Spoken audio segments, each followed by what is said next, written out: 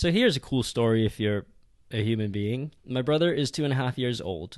That's not true. My brother is 2.5 years older than me. And when he was a kid, before I was born, he had an imaginary friend named Boo.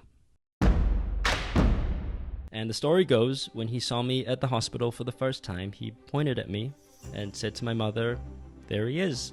There's Boo." And to this day, my immediate family still calls me Boo.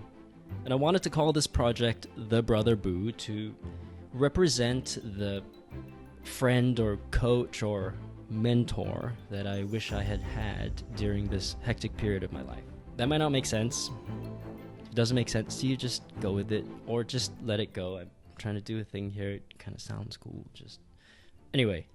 Also, I thought that using the word brother would be fun because I'm mostly interested in men. I mean, I'm straight-ish, but I'm mostly interested in helping men because we're suffering and loneliness is an epidemic amongst us.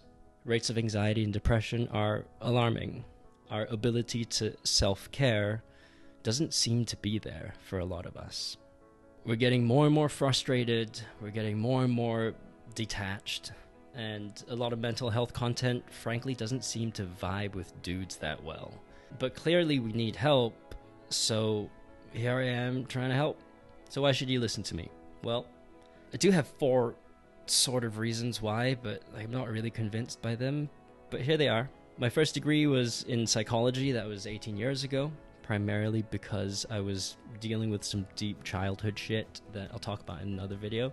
And I needed to stop getting in fights all the time, actually. So there's that. And my master's degree is in strength and conditioning, which is basically about peak athletic development. And the habits of peak performers, surprisingly, can give us a lot of clues about resilience. I'm also married to a practicing psychologist who doesn't seem shy at all about calling me out for all of my bullshit. But I love her for it. I've also spent the last 15 years growing companies, managing, mentoring, and coaching employees and clients all over the world until I crashed the company, but let's not talk about that today. And what these people most often tell me, or most often told me, is that I helped them find meaning, a sense of purpose, and I helped them aspire to close the gap between who they were and who they wanted to be, and to get out of their own way and to believe in themselves. So maybe I can help. Also, this is Pedro. He believes in me.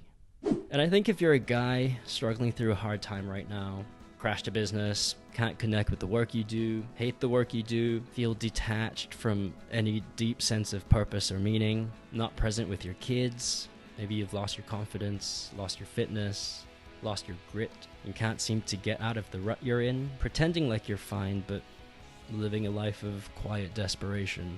I want you to know that we have some tools available to us that can help us feel better. But the caveat is we need to put effort in the right directions. So let's end this video with a few questions that maybe will nudge you in the right directions. When was the last time you thought about what's important to you? Like, what are your values? You don't need to tell anyone about them, but what are they for you? Do you have an idea of how you might want to feel 5 years from now? How about 1 year from now? How about next week? If you don't ask yourself these questions every now and then, we run the risk of living out someone else's idea of what our life should look like, instead of us sitting in the driver's seat of our own life, taking action in the ways that we want to. So build a reference point with these questions. Write it down. Don't write it down. Just think about it, whatever. But think about it and write it down. And let's start there. Peace.